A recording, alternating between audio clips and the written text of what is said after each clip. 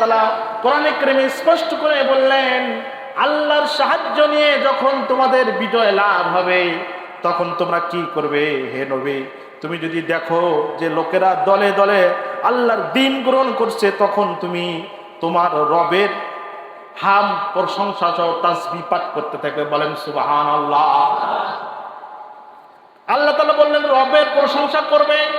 ইযা জাআ নাসরুল্লাহি ওয়াল ফাth, বিজয় যখন আমি তোমাদের দান করব। বিজয় আল্লাহ তাআলা দান করেন, আমরা কি বিজয় ছিনিয়ে নিতে পারবো? কথা বলেন, বিজয় দিয়েছেন যিনি তিনি কে? আল্লাহ। বিজয় যদি আমরা নিতে পারতাম, এতদিন আমরা আন্দোলন করেছি, কত কিছু করেছি, কিন্তু আমাদের বিজয় আসে নাই। আল্লাহ তাআলা বলেন আমি যখন তোমাদের কর্মের দ্বারা বিজয় আমি যখন তোমাদের লাভ করাবো, তখন তোমার বিজয় হয়ে যাবে। আল্লাহ বলেন দেখবে দলে দলে প্রশংসার সহিত আল্লাহ তাআলা বলেন দলে দলে লোক তোমার দিকে অগ্রসর হতে থাকবে। বলেন সুবহানাল্লাহ। আমার ভাইরা, আল্লাহ বলেন তখন কি করবে? ফাসাব্বিহ বিহামদি রাব্বিক, তখন তুমি আল্লাহ তাআলার হামদ মানে প্রশংসা করবে আর তার তাসবিহ পাঠ করবে। কারণ হলো এই যে আমরা যে প্রশংসার দাবিদার, আল্লাহ তাআলা বলেছেন তোমাদের কর্মের দ্বারা আমি তোমাদের বিজয় দান করেছি। তোমাদের এই কর্ম দিয়ে আর তোমরা ইচ্ছে করলে তোমরা বিজয় আনতে পারতে না, যদি তোমরা চেষ্টা করো। আমার আল্লাহ তাআলা বলেন চেষ্টা করলে আমি আল্লাহ তাআলা ওখানে আমার সাহায্য পাঠায় দেই। বলেন সুবহানাল্লাহ।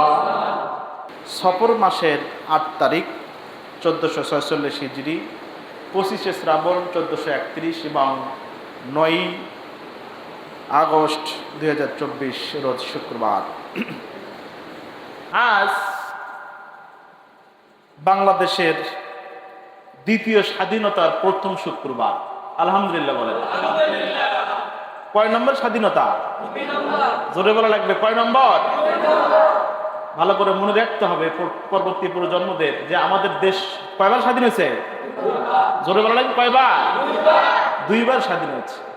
আলহামদুলিল্লাহ, প্রশংসা করে নিচ্ছি সেই মহান রব্বুল ইজ্জতে যে মহান আল্লাহ তাআলা মানে দ্বিতীয় স্বাধীন দেশের প্রথম জুমা আমাকে এবং আমাদেরকে আল্লাহ তাআলা সালাত আদায় করার তৌফিক দান করেছেন। আর একবার প্রাণ খুলে বলেন আলহামদুলিল্লাহ। বাংলাদেশ একবার স্বাধীন হয়েছিল পাকিস্তানের হাত থেকে, দ্বিতীয়বার স্বাধীন হলো বাংলাদেশেরই এক স্বৈর শাসকের হাত থেকে। বলেন সুবহানাল্লাহ। এই স্বাধীনতা অর্জন আল্লাহ সুবহানাহু ওয়া তাআলা বলেন যে তোমরাও পরিকল্পনা করো, আমিও পরিকল্পনা করি, তবে আমার পরিকল্পনা হচ্ছে সূক্ষ্ম। বলেন সুবহানাল্লাহ। আমরা দীর্ঘ টাইম চেষ্টা করেছি, আল্লাহর কাছে ক্রন্দন করেছি, দোয়া করেছি। এমন মানুষও আছে যারা কাবা ঘরের গিলাফ ধরে দোয়া করেছে যে আল্লাহ আমাদেরকে স্বাধীনতা দাও, এই জালিমের জুলুম থেকে আমাদেরকে নিস্তার দাও। আল্লাহ তাআলা কার দোয়া কবুল করেছে জানি না, তবে আল্লাহর পরিকল্পনা এত সূক্ষ্ম আমরা কল্পনাও করিনি যে 15 বছরের সরকার মাত্র 15 দিনে সে বাংলাদেশ ছেড়ে তার মামাবাড়ি দিল্লি চলে যাবে। কথা বলে ঠিক কিনা? আমাদের প্রাণ প্রিয় আল্লামা দেলোয়ার হোসেন সাঈদী সাহেব উনি বলেছিলেন যে বেশি লাফালাফি করো না, বেশি লাফালাফি করো না। 18 কোটি জনগণ যদি খালি গাছের গোড়া ধরে একবার মানে লাড়া মারে না, একবার উড়ে যা মামাবাড়ির দিল্লি পড়ে যাবা। কথা বলেন ঠিক কিনা? এখন আছে কোথায়? দিল্লি। তো আর একটা কথা বলেছেন যে স্বৈরাচার যারা স্বৈরাচারী ভাবে ক্ষমতায় থাকতে চায়, সেই স্বৈরাচারের কথা আল্লামা দেলোয়ার হোসেন সাঈদী রহমতুল্লাহ আলাইহি বলেছিলেন যে স্বৈরাচারের সব ফুটো বন্ধ করলেও যে ফুটো দিয়ে মূলত তার পতন হবে সে ফুটো সে বন্ধ করতে পারে না। বলেন সুবহানাল্লাহ। তো স্বৈরাচারের আসলে সেই ফুটো হয়তো চালু ছিল, সেই ফুটোয় স্বৈরাচারের পতন হবে, ওই ফুটো বন্ধ করতে আসলে পারে নাই। সেই জন্য ওই ফুটো দিয়ে সামান্য কয়েকদিনে আল্লাহ তাআলা নাস্তা নাবুদ করে দিয়ে তাকে দেশ ছাড়া করেছেন। আপনারা খুশি না বেজা? দ্বিতীয় স্বাধীনতা। তবে বেশি খুশি ভালো নয়, বেশি খুশি ভালো নয়। আল্লাহ সুবহানাহু ওয়া তাআলা বলেছেন যে তোমরা যখন বিজয় আসবে তখন তোমাদের করণীয় কি, এটা আল্লাহ সুবহানাহু ওয়া তাআলা সেই 1450 বছর আগে কোরআনে কারিমে আল্লাহ তাআলা কোট করেছেন। বলেন সুবহানাল্লাহ। আমার ভাইয়েরা ভালো করে লক্ষ্য করেন, বিজয় আসলে আল্লাহ সুবহানাহু ওয়া তাআলা বলেন, ও দুনিয়ার মানুষেরা রে, বিজয় যখন তোমাদের আসবে তোমাদের করণীয় কি? আমার আল্লাহ তাআলা সেটা আজ থেকে 1450 বছর আগে রব্বুল আলামিন বিশ্ব নবীকে জানায় দিয়েছেন। বলেন সুবহানাল্লাহ। সূরাতুল আন-নাস 110 নম্বর সূরা। রব্বুল আলামিন বলেন, ইযা জাআ নাসরুল্লাহি ওয়াল ফাত ওয়া রাআইতান নাসা ইয়াদখুলুনা ফি দীনিল্লাহি আফওয়াজা ফাসাব্বিহ বিহামদি রাব্বিকা ওয়াস্তাগফির ইন্নাহু কানা তাওয়াবা। আল্লাহ তাআলা সূরা আন-নাসর 110 নম্বর সূরা। রব্বুল আলামিন বলেন, যখন তোমাদের আল্লাহর সাহায্যে তোমাদের বিজয় লাভ হবে, আল্লাহ তাআলা কোরআনে কারিমে স্পষ্ট করে বললেন, আল্লাহর সাহায্য নিয়ে যখন তোমাদের বিজয় লাভ হবে তখন তোমরা কি করবে? হে নবী, তুমি যদি দেখো যে লোকেরা দলে দলে আল্লাহর দ্বীন গ্রহণ করছে, তখন তুমি তোমার রবের হাম প্রশংসা সহ তাসবিহ পাঠ করতে থাকবে। বলেন সুবহানাল্লাহ। আল্লাহ তাআলা বললেন রবের প্রশংসা করবে। ইযা জাআ নাসরুল্লাহি ওয়াল ফাত, বিজয় যখন আমি তোমাদের দান করব। বিজয় আল্লাহ তাআলা দান করেন, আমরা কি বিজয় ছিনিয়ে নিতে পারবো? কথা বলেন, বিজয় দিয়েছেন যিনি তিনি কে? আল্লাহ। বিজয় যদি আমরা নিতে পারতাম, এতদিন আমরা আন্দোলন করেছি, কত কিছু করেছি, কিন্তু আমাদের বিজয় আসে নাই। আল্লাহ তাআলা বলেন, আমি যখন তোমাদের কর্মের দ্বারা বিজয় আমি যখন তোমাদের লাভ করাবো, যখন তোমার বিজয় হয়ে যাবে, আল্লাহ বলেন দেখবে দলে দলে প্রশংসার সহিত আল্লাহ তাআলা বলেন দলে দলে লোক তোমার দিকে অগ্রসর হতে থাকবে। বলেন সুবহানাল্লাহ। আমার ভাইরা, আল্লাহ বলেন তখন কি করবে? ফাসাব্বিহ বিহামদি রাব্বিক, তখন তুমি আল্লাহ তাআলার হামদ মানে প্রশংসা করবে আর তার তাসবিহ পাঠ করবে। কারণ হলো এই যে আমরা যে প্রশংসার দাবিদার, আল্লাহ তাআলা বলেছেন তোমাদের কর্মের দ্বারা আমি তোমাদের বিজয় দান করেছি। তোমাদের এই কর্ম দিয়ে আর তোমরা ইচ্ছে করলে তোমরা বিজয় আনতে পারতে না, যদি তোমরা চেষ্টা করো। আমার আল্লাহ তাআলা বলেন চেষ্টা করলে আমি আল্লাহ তাআলা ওখানে আমার সাহায্য পাঠায় দেই। বলেন সুবহানাল্লাহ। এখন আল্লাহ বলেন যে প্রশংসা করবে তোমরা।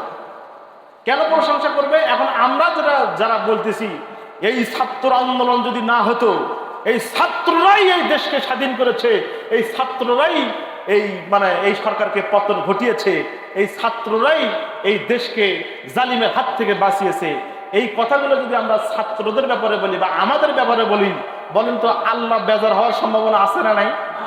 কথা বলেন আছে না নাই? ওই জন্য আল্লাহ বলছে যে বেশি লাফালাফি করো না। এই যে একজনের গান শুনছিলাম, এই চরমনের একটা কি বলে তাদের ওই নৃত্য দিয়ে ওরা লাফালাফি করে যায়, সেজন্য এটা বলছিল এত লাফাস কেন রে তোরা, এত লাফাস কেন? লাফিয়ে যদি জান্নাত পাওয়া যাইতো তাহলে আগে পাইতো ব্যাং। শোনেন নাই? কথা বুঝছেন? বলতেছি এত লাফাস কেন রে তোরা, এত লাফাস কেন? লাফিয়ে যদি জান্নাত পাওয়া যাইতো তাহলে আগে পাইতো ব্যাং। ব্যাং কি কম লাফায় না আস্তে লাফায়? ব্যাং জোরে জোরে লাফায় না? তাহলে আল্লাহ বলতেছে বেশি লাফাস না। বেশি লাফালাফি করতে নিষেধ করছেন যিনি তিনি কে? আল্লাহ বলছে যে বেশি লাফাস না, বেশি লাফালাফি ভালো নয়। বিজয় তোমাদেরকে দেওয়া হয়েছে, তোমরা আমার প্রশংসা করো। যখন বিজয় আসবে তখন দেখবে দলে দলে লোক তোমার আশ্রয়ে ছায়া তলে আসতে থাকবে। বলেন সুবহানাল্লাহ। আল্লাহ তাআলা লাফালাফি করতে নিষেধ করলেন, প্রশংসা করতে বললেন। কেন? কারণ হলো কেউ ক্ষমতা দিয়ে, কেউ লাফিয়ে লাফিয়ে আন্দোলন করে কেউ আল্লাহ তাআলার বিজয় ছিনিয়ে আনতে পারে না। আমার আল্লাহ তাআলা বলেন, ও দুনিয়ার মানুষেরা শোনো, যখন তোমরা চেষ্টা করো, সাধনা করো, আমি আল্লাহ তাআলা ওই সাধনার ভিতরে আমার রহমত তোমাদের কাছে নাজিল করে দিই। বলেন সুবহানাল্লাহ। এর আগে বহুত আন্দোলন হয়েছে, হয় নাই? কথা বলেন এখন, হয় নাই? এর আগে হেফাজতের আন্দোলন হয়েছে, বিএনপি আন্দোলন করেছে, অন্যান্য শরিক দল আন্দোলন করেছে, লক্ষ লক্ষ মানুষের সমাগম হয়েছে, কিন্তু আল্লাহ তাআলা তাদেরকে বিজয় দান করে নাই। আমার আল্লাহ তাআলা বলেন, আমি যখন তোমরা যখন চেষ্টা প্রচেষ্টা চালাও, আমি আল্লাহ তাআলা মানুষের ভিতরে উদ্গ্রেক জারি করে দেই। এই মানুষগুলো এতদিন রাস্তায় নামে নাই, সামান্য একজন এই যে আমাদের আবু সাইদ, সে শহীদ হয়ে গেল, মুগ্ধর মতো লোকগুলো যখন শহীদ হয়ে গেল, মানুষের ভিতরে অনুপ্রেরণা জাগলো। এই অনুপ্রেরণা জেগে জেগে আল্লাহ সুবহানাহু ওয়া তাআলা মানুষদেরকে আকৃষ্ট করলেন। আকৃষ্ট করার পরে সমস্ত মানুষগুলো রাস্তায় বেরিয়ে গেল। রাস্তায় বেরিয়ে যাওয়ার পরে হাসিনা স্বৈরের শাসক, সে এই দেশ থেকে তাকে চলে যেতে হলো।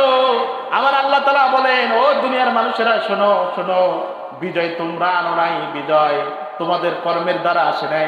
আমি আল্লাহ তাআলা, তোমরা চেষ্টা করেছো মাত্র সফলতা তার দ্বার প্রান্তে পৌঁছে দিয়ে আমি আল্লাহ তাআলা তোমাদেরকে বিজয় দান করেছি। বলেন সুবহানাল্লাহ।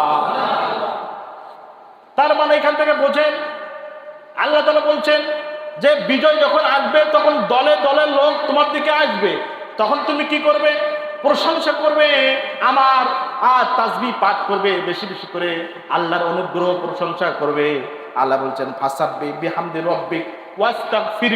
আল্লাহ বলছেন আস্তাগফির, তোমরা বেশি বেশি করে তওবা করো, কারণ তোমরা চেষ্টা সাধনার ভিতরে তোমাদের ভুল থাকতে পারে, তোমাদের ভুল ছিল, তোমরা অন্যায় করেছিল, হয়তো সঠিকভাবে তোমরা প্রচেষ্টা করো নাই, আল্লাহর সাহায্য তোমরা পাও নাই। ওই জন্য আল্লাহ বলছে বেশি বেশি করে তোমরা আমার কাছে ক্ষমা চাও। আর আল্লাহ বলছে ইন্নাহু কানা তাওয়াবা, আর তওবাকারীকে আল্লাহ তাআলা বেশি পছন্দ করেন। বলেন সুবহানাল্লাহ। মক্কা বিজয় হয়ে গেল। মক্কা বিজয় হওয়ার আগে বিশ্বনবী জনাবে মুহাম্মদুর রাসূলুল্লাহ সাল্লাল্লাহু আলাইহি সাল্লাম একদিন দেখেন এক পাশে বসে তার কপাল ফেটে গেছে, তার চাচা হামজা রাদিয়াল্লাহু তাআলা আসছেন। আসার পরে দেখেন বিশ্বনবীর কপাল ফাটা। ডাকতে বলেন, মুহাম্মদ, কে তোমাকে তোমার সঙ্গে এই আচরণ করেছে বলো? বলল, ও চাচা, আবু জেহেল আমাকে মেরে রক্তাক্ত করে দিয়েছে। হামজা চলে গেলেন আবু জেহেলের কাছে। আবু জেহেল যেখানে একটা উঁচু ডিব্বার ভিতরে বসে আছে, ডাকতে বললেন, আবু জেহেল, তুমি আমার ভাতিজাকে মেরেছো? আবু জেহেল বলছে, হ্যাঁ মারছি, তোর সমস্যা কি? কি করবি তুই? এই কথা শোনার সঙ্গে সঙ্গে হামজা তার তীর ধনুক নিয়ে এত জোরে একটা আবু জেহেলের মাথায় বাড়ি মারলেন। বাড়ি মারার সঙ্গে সঙ্গে তার মাথা ফেটে রক্ত বেরিয়ে গেল। আবু জেহেলকে মাথা ফাটিয়ে দিয়ে হামজা বললেন, তুই জানিস না মুহাম্মদের বাবা না থাকতে পারে, কিন্তু মুহাম্মদের চাচা হামজা এখনো তো বেঁচে আছে। বলেন সুবহানাল্লাহ। দৌড়ে এসেছে হামজা, মুহাম্মদ সাল্লাল্লাহু আলাইহি ওয়াসাল্লামের কাছে আসে বলছেন, ভাতিজা, তোমার মাথা যে ফাটিয়ে দিয়েছে তার মাথা ফাটিয়ে আমি এসেছি, বলো তুমি খুশি নাকি? বিশ্বনবী তখন জবাই বলেছেন, হামজা, ও আমার চাচা, তুমি আমার ব্যাপারে কাকে মেরেছো, কার মাথা ফাটিয়ে দিয়েছো, তাতে আমার কোনো দুঃখ নাই, আমি হাসতেও পারতেছি না, তোমার প্রশংসাও করতে পারতেছি না। তুমি যদি আল্লাহর ঈমান গ্রহণ করতে আর আমার সাথে যদি সম্পর্ক রাখতে, তার সবচেয়ে আমি বেশি খুশি হয়ে যেতাম। বলেন সুবহানাল্লাহ। হামজা বলল, ভাতিজা, তুমি তো প্রতিশোধ গ্রহণ করলে না, তোমার বদলে, তোমার মাথা ফাটার বদলে আমি আবু জেহেলের মাথা ফাটিয়ে দিয়ে আসলাম, তুমি তারপরও খুশি না, তাহলে তুমি কি করলে খুশি হবে? তখন বিশ্বনবী বলেছিল, যদি তুমি আমার আল্লাহর প্রতি ঈমান আনো চাচা, তাহলে সবচেয়ে আমি বেশি খুশি হয়ে যাবো। বলেন সুবহানাল্লাহ। হামজা রাদিয়াল্লাহু তাআলা বলছেন, আমি বিশ্বাস করি যদি তুমি নবী না হতে, আল্লাহর প্রেরিত নবী যদি না হতে, তাহলে তুমি প্রতিশোধে বিশ্বাসী হতে, নিশ্চয়ই তুমি আল্লাহর নবী। সুতরাং তুমি যেটা পছন্দ করো, আমি এই মুহূর্তে আমাকে কলেমা পড়াও, আমি তোমার সঙ্গে কলেমা পড়ে মুসলমান হয়ে যাব। বলেন সুবহানাল্লাহ। আমার ভাইয়েরা, এখান থেকে একটা শিক্ষা আমাদের নিতে হবে। আজকে যারা স্বৈর শাসকের অনুগত ছিল, স্বৈর শাসনতন্ত্রে যারা সহযোগিতা করেছিল, সেই লোকগুলো, তার অভিভাবক হাসিনা, স্বৈর শাসক হাসিনা তার সন্তানদেরকে এতিম করে যে বিদেশে চলে গেল, এই স্বৈর শাসকের সন্তানদের চিন্তা কিন্তু সে একবারও করে নাই। এখন বলেন, যারা এই বাংলাদেশে যারা অবস্থান করতেছে, তাদের বিপদ আছে না নাই? একটু জোরে বলা লাগবে, আছে না নাই? আমাদের দায়িত্ব কি এখন? আমরা না মুসলমান, আমরা না বিশ্বনবীর উম্মত, আমাদের দায়িত্ব কি? আমাদের দায়িত্ব কি? যারা স্বৈর শাসকের সাথে ছিল, যারা তাদেরকে সহযোগিতা করছে, তাদেরকে পিটাইয়া হত্যা করা।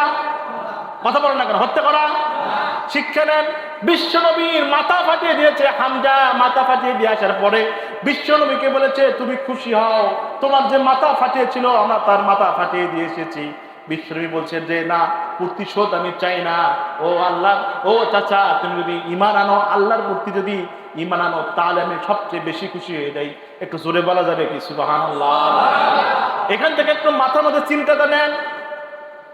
হামজা রাদিয়াল্লাহু তাআলা আনহু মাথা ফাটিয়ে দিয়ে এসেছে নবীর কাছে, তারপরে নবী খুশি হয় নাই। এখন বিজয় আমাদেরকে আল্লাহ তাআলা দিয়েছেন, আমাদের চেষ্টার মাধ্যমে আল্লাহ তাআলা রহমত করে আমাদেরকে বিজয় দিয়ে এসেছেন। যারা আজকে বিপদগ্রস্ত, অভিভাবক চলে গেছে, তারা বিপদে আছে, তারা যদি তওবা করে এখনো ফিরে আসে, বলেন তাদের ক্ষমা করার আমাদের দরকার আছে না নাই? নাকি বাড়ির ঘর ভাঙে দিবেন? নাকি তাদেরকে পিটাবেন? যেখানে পাবেন সেখানে মারবেন? এটা তো রাসূলের সুন্নাহ নয়। মানুষ তো অপরাধ করবে, মানুষ কি করবে? অপরাধ করবে। আমার ভাইরা, মক্কা বিজয় হয়ে গেছিল, যাওয়ার পরে আল্লাহ সুবহানাহু ওয়া তাআলা এই যে বিজয় দান করার পরে কি করবে সেটা আল্লাহ তাআলা আয়াত নাযিল করে বিশ্ব নবীকে জানায় দিয়েছেন। যখন তোমাদের মাঝে বিজয় আসবে, তখন ওই যে লোকগুলো যারা কাফের মুশরিকদের সাথে ছিল, তারা তো ভয়ে বিতস্ত সন্তুষ্ট হয়ে যাবে। তারা তখন তওবা করে তোমার ছায়াতলে আসতে যাবে। তখন তুমি তাদেরকে প্রশংসা স্বরূপ আল্লাহর প্রশংসা করো এবং তাদেরকে ডেকে নাও এবং তাদেরকে তওবা করাও, নিজেও তওবা করো। তার সাথে সাথে ইসলামের ছায়াতলে আশ্রয় দিয়ে দাও। বলেন সুবহানাল্লাহ।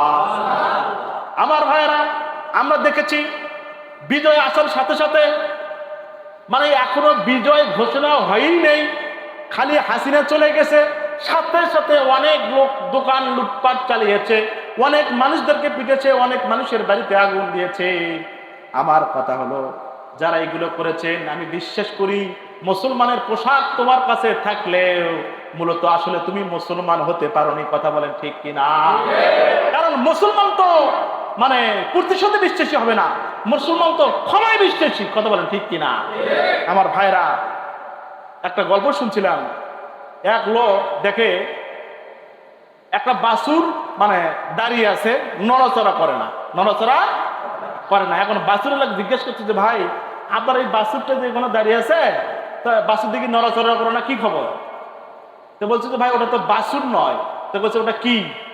এই গরুটা, মনে করেন যে এই বাছুরটা হওয়ার পরপরই বাছুরটা মরে গেছে।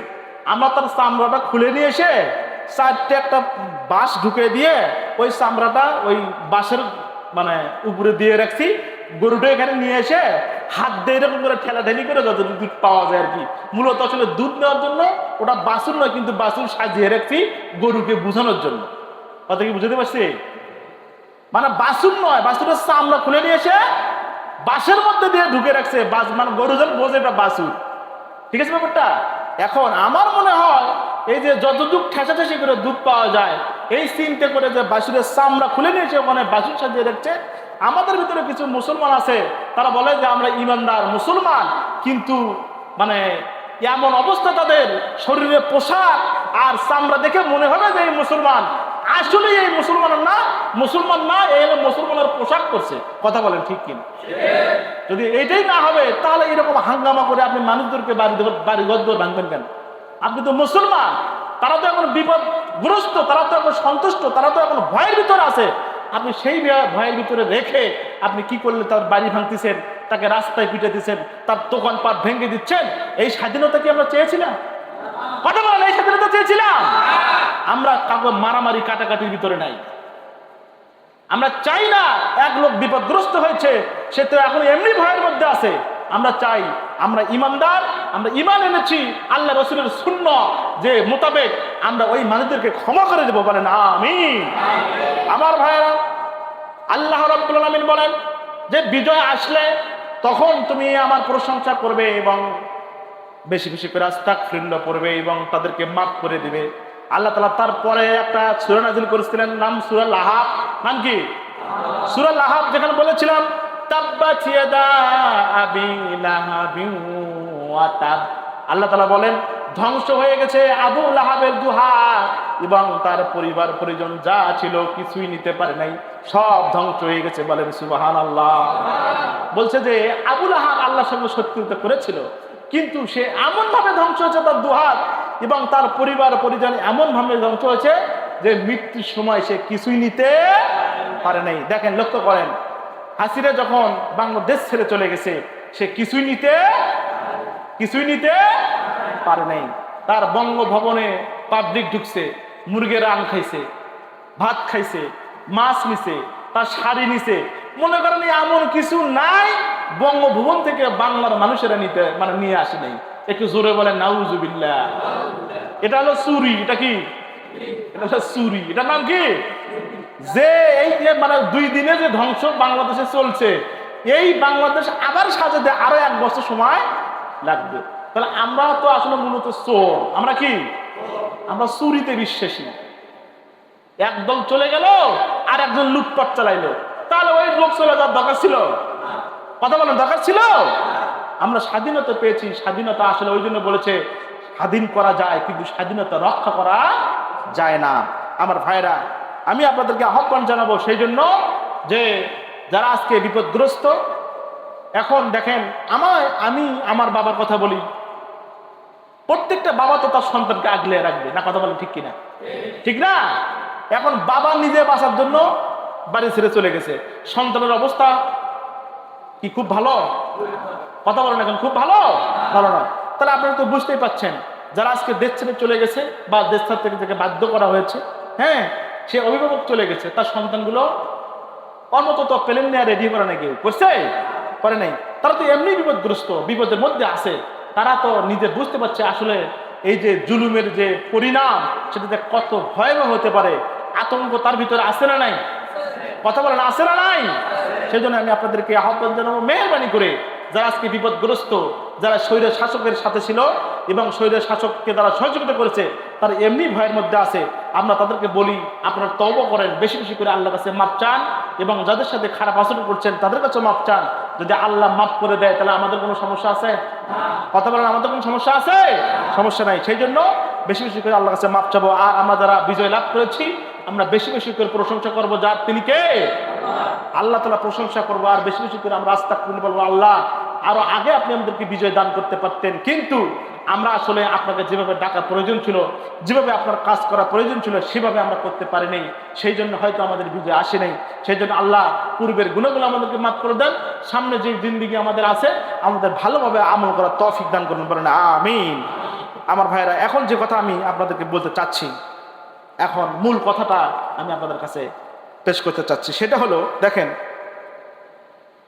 আল্লাহ রাসূল সাল্লাল্লাহু আলাইহি সাল্লাম যখন নবীর দাবি করলেন, তখন ওই সংসদ বর্গের নেতৃত্ব যারা দিয়েছিল, আবু জেহেলের অনুসারী সহ, তারা কিন্তু নবীর কাছে এসেছিলেন, নবী আসেন আমরা একসাথে এই দেশ ভাগাভাগি করে চালাই। এই দেশ আপনারা জানেন না, তাই না? আচ্ছা, বিশ্বনবী যখন নবীর দাবি করেছিলেন, হ্যাঁ, তখন তার ওই পরিষদ পর্ব এসেছিল যে আসেন এই দেশটা আপনি কিছুদিন চালাবেন, আমরা কিছুদিন চালাবো। বিশ্বনবীকে প্রস্তাব দেওয়া হয়েছিল, আপনি যদি নারী চান তাহলে নারী দেব, আপনি যদি বাড়ি চান বাড়ি দেব, যদি ক্ষমতা চান তাহলে ক্ষমতা দেব। ও নবী, ও মোহাম্মদ, আসো, আপনি আপনার ধর্ম দিয়ে কিছুদিন চালান, আর আমাদের ধর্ম দিয়ে আমরা কিছুদিন চালাই।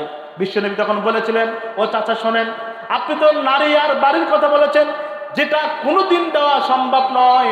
ওই আকাশের চাঁদটা যে দেখছেন, ওই আকাশের চাঁদ যদি আমার হাতে এনে দেন, আর চন্দ্র যদি বাম হাতে এনে দেন, তারপরেও এক চুল আমি আমার আল্লাহর নিয়ম থেকে একটু পিছবা হবে না, বলেন সুবহানাল্লাহ।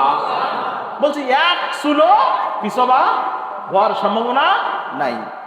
আমার ভাইরা, আজকে ইসলামের নাম নিয়ে অমুক ডক্টর, তমুক ডক্টর, অমুক স্কলার, তমুক স্কলার, তা আজকে পরিষদের সদস্য হতে পারে একবার খুশিতে গদগদা।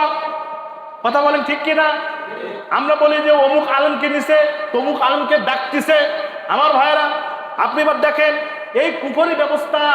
আল্লাহ তাআলা বলছেন, আমার আইন দিয়ে যদি দেশ চালায় সে হবে জালিম, যদি আমার আইন যদি না চালায় সে জালিম হবে, আমার আইন যদি দেশ না চালায় সে হবে ফাসিক।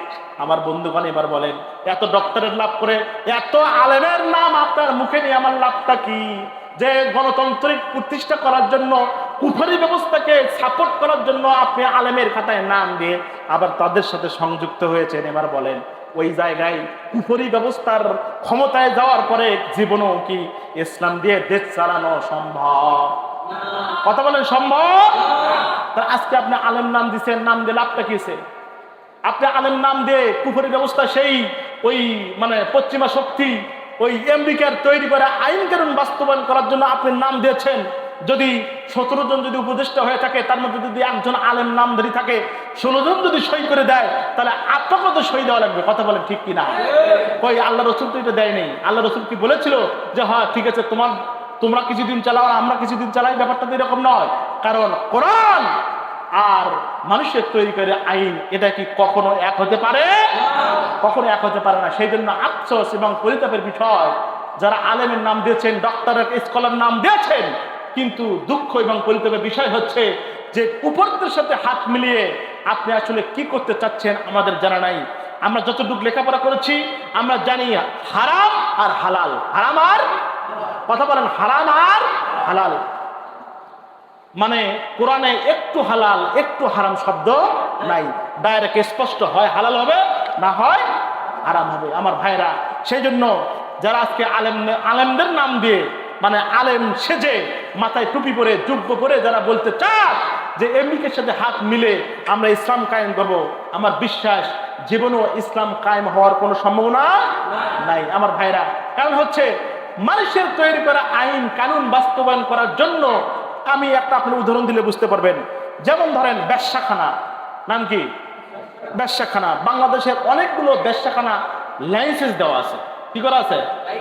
লাইসেন্স বোঝেন? লাইসেন্স বোঝেন মানে বৈধতা দেওয়া আছে। আপনি ইচ্ছা করলে সেখানে যা আপনি আপনার চরিতার্থ মিটাতে পারবেন। বাংলাদেশে এইরকম অনেকগুলো জায়গা বেশ্যাখানা লাইসেন্স দেওয়া আছে যেখানে আপনি যেতে পারবেন, পুলিশ আপনাকে বাধা দিবে না। এবার বলেন, আমি যদি একটা বেশ্যাখানার লাইসেন্স দিই, বেশ্যাখানা মানে এই জিনার যে আখড়া আপনি খুলে দিলেন, এটা হারাম না হালাল? জোরে বলেন, হারাম না হালাল? হারাম যদি হয়ে থাকে 16 জন যদি সই দেয়, আপনি বাদ যেতে পারবেন? কথা বলেন, বাদ যেতে পারবেন? আমি 16 জন আপনাকে উপদেষ্টা বানালাম, বললাম যে এখন ছেলেবেলে অত্যন্ত যুবক, গরুর গোশত খায়, একের অবস্থা খুব খারাপ, ওই ব্যবসাখানা যদি লাইসেন্স না দেওয়া হয় তাহলে এরা মানুষের বাইক নিয়ে যাওয়া কাম করবে। এই কথা বুঝালাম। বুঝার পরে বললাম যে ওরা যদি ব্যবসাখানা যায় তাহলে মাথা ঠান্ডা আর মারামারি কাটাকাটি থাকবে না। এটা বলেন মানুষের কথা না আল্লাহর কথা? কথা বলেন কার কথা? মানুষের কথা না আল্লাহর কথা? এটা হচ্ছে মানুষের কথা। আর আল্লাহ বলছেন যে সম্পূর্ণ জেনা কি হারাম। জেনার লাইসেন্স আপনি দিবেন, ব্যবসাখানায় আপনি লাইসেন্স করে দিচ্ছেন।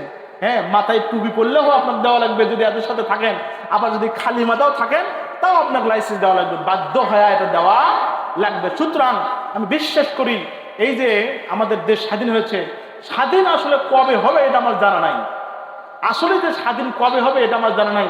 সেই দিন আমি স্বাধীনতা লাভ করতে পারবো যেদিন দেখবো বাংলাদেশের আকাশে কালেমা খচিত পতাকা পথ পথ করে উঠছে এবং কোরআন নিয়ে এই বাংলাদেশের পৃথিবী সহ এই বাংলাদেশ চলছে। সেই দিন আমি বুঝতে পারবো যে আমরা এখন স্বাধীন দেশে বসবাস করতে পারছি। কথা বলেন ঠিক কিনা? প্রত্যেকটা মুসলমানরা এইরকম দাবি হওয়া উচিত যে আমরা মানুষের তৈরি করে আইন কানুন বাস্তবায়ন করতে চাই না, আমরা এক ফাঁদ থেকে আর এক ফাঁদে পড়তে চাই না, আমরা বাঘের খাঁচা থেকে বন্দি থেকে বের হয়ে সিংহের খাঁচায় বন্দি হতে চাই না।